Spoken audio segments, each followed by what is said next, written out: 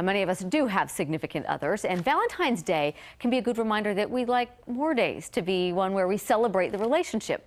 So we thought it appropriate to get some tips on advice for that relationship, and our strategist, Jonathan Sherman, has joined us with some help. He has a website that focuses on 21 tips.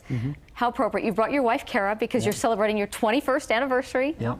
Congratulations. Thank you. So you've got some experience under your belt that you can share with us. You know, I looked at the 21 tips, and the one that that resonated with me was that love is a behavior. You know, it makes it more of an action rather than a feeling. Right.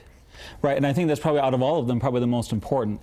In all the years that I've been doing counseling, for about 19 years, I've never had anyone come into my office and say, I am sick and tired of this relationship. I'm leaving him because I'm tired of all the thoughtfulness, the attention, the appreciation, and I'm done.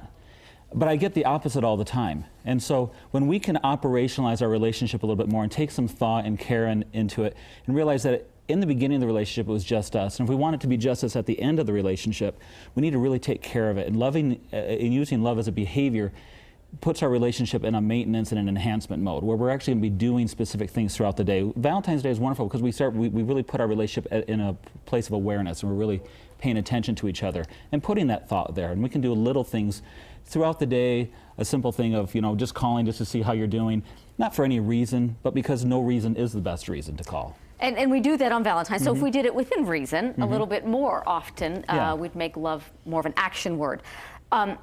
You had these tips, this list of tips, and I'm interested, what's the #1 for men and #1 for women, if there are? There are plenty, obviously, but I would say probably #1 for men is just listen. Don't try to fix when your wife is talking, when your partner is talking. But to ask a man not to listen is really hard, because that's what we do, is we do fix things. So I always tell men, listening is the fix. But listen attentively, really give the head nods, really put your body forward, really engage, and show that even if you're not interested in the topic, you're interested in her. Okay.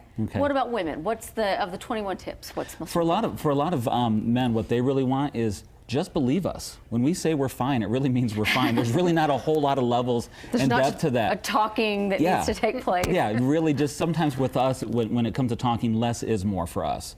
And we appreciate I know a lot of guys who don't mind listening, but if women can sometimes help edit the content a little bit, so we just kind of give us nuggets of information rather than the whole story. That really helps us as men. And you're nodding? Yeah, when we were first married, or the first several years we were married, he would come home and I would just unload everything that I had been through or talked about with my friends. And finally he said, nuggets, just give me the nuggets. And I had to really learn how to scale back what I would talk about and just give him the very small amounts of information that he could handle. These are some good strategies. Good strategies, and on a day like today, we can take them and hopefully keep them in mind. So Jonathan Sherman, Kara, we appreciate you coming on, and hope that you enjoy your anniversary night. Well, thank you.